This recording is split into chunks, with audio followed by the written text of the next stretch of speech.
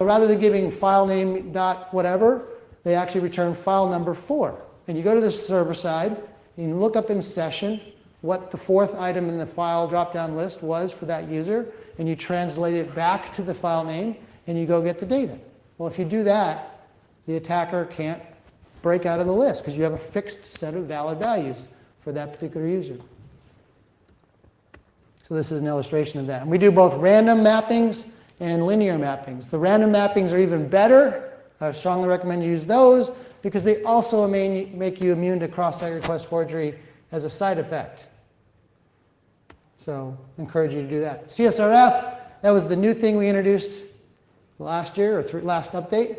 And what's interesting is this year when we did the risk ranking and the prevalence and all that, it turned out that it ended up in exactly the same spot.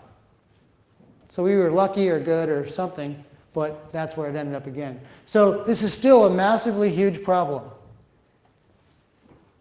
So the basic issue with CSRF is we automatically include authentication information on every request. Typically it's your session cookie.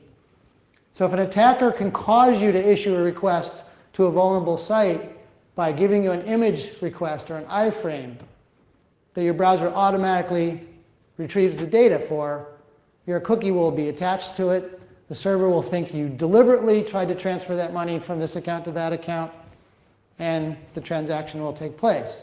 So you need to include something the attacker cannot guess in every state-changing function on your website.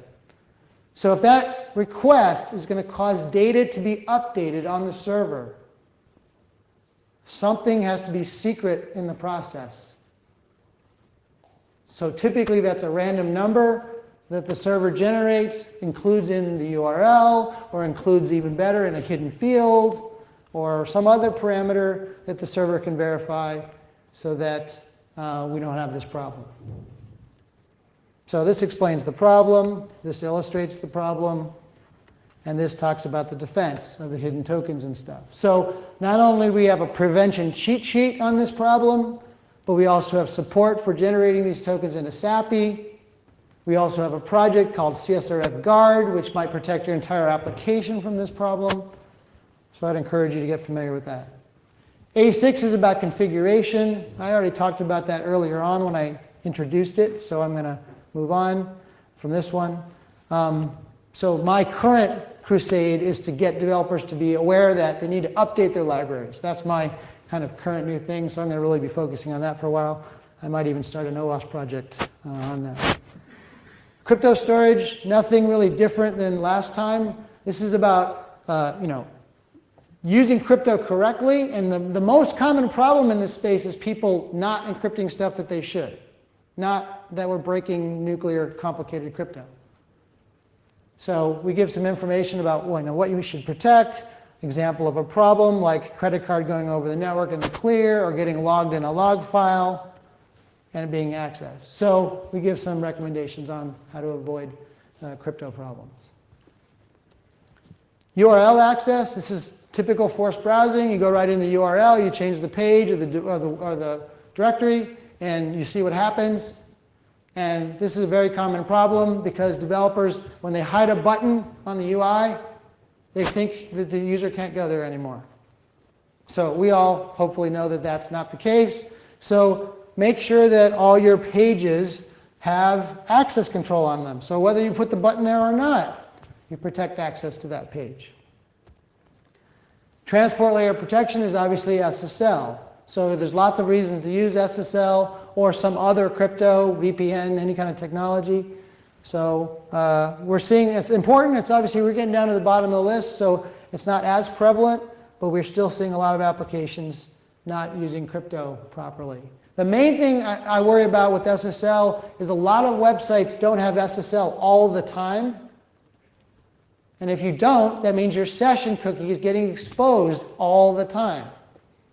Even if you don't think you have anything sensitive being exchanged, the user's session ID is always sensitive because an attacker can steal it trivially, and there we go.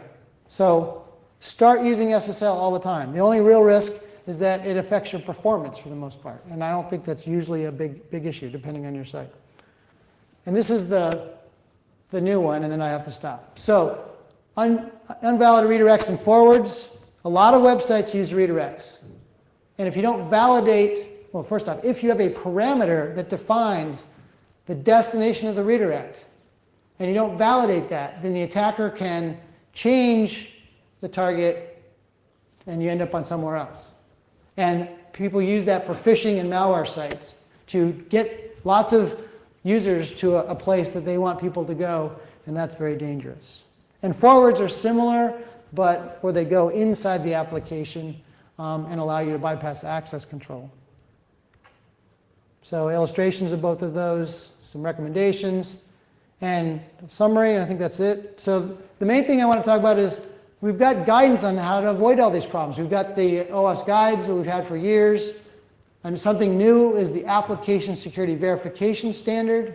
If you're not familiar with that, I would encourage you to get familiar with that. It's about how to test your application against a specific checklist of things. And it has levels, 1, 2, 3. So you can do sort of a simple assessment that maybe tools can do at 1.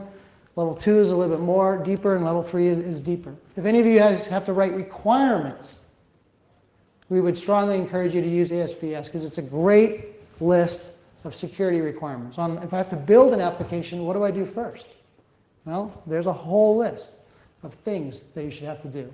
And one of the efforts we have in play right now is that we're trying to organize all the guides around ASVS. So the developer guide, testing guide, code review guide would all focus on, be organized in the same way for consistency. And then there's the AppSec EU project that I've mentioned before, and I have listed here. So again, if you're not familiar with the AppSec EU project, I strongly encourage you to get familiar with it. There are hugely useful components in there. Some of them are harder to use, so grab the easy stuff. Just use the validators. Just use logging. Just use the encoders first. And once those start to work, then maybe grow to use more things, or implement your own equivalents if you don't like what's in AppSec EU. Anyway, I'm way out of time, so I do want to acknowledge there's 4 companies that contributed data this time. My company, MITRE, SoftTech, and White Hat. So that's better, and hopefully next time we'll have 10 sets of contributors to the data, and that'll help with our prevalence statistics. And we had a lot of reviewers of the top 10. This is the first time we published it and gave a comment period. And that worked out really well because we got a lot of really good feedback and we had an improved document that we published. And that's it. I know I'm way out of time, but I'm also the last speaker, so maybe I can entertain a couple questions and then we'll call it a day. So, any questions? Yep.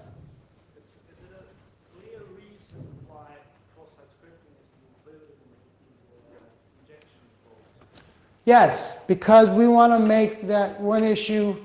Oh, I'm sorry, the question. Why is cross-site scripting not included in injection? Which is a great question. We get asked that all the time.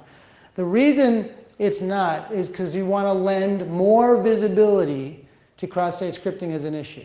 It absolutely is an injection issue, no question.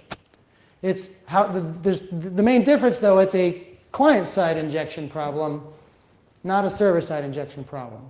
Now, the techniques for dealing with those are very similar, yes, but it's so incredibly prevalent that it deserves extra sunshine as a designated item in the top 10. But I've had a lot of people say, can't you merge these together so we can make room for my favorite thing that's not in your list? And we're like, well, we could, but your favorite thing isn't quite as big of a risk as cross-site scripting is, so sorry, no. And we did something similar with the 2 data access control functions. We have URLs and we have data layer access control. So we have access control twice in the top 10 for the same reason, because we want to put sunshine on both of those issues because we're obviously not doing it right. So great question. Maybe one more and we'll call it? Yeah. Go ahead. If I understand that correctly, you count SSL version 2 and weak ciphers to A9 insufficient transfer layer protection.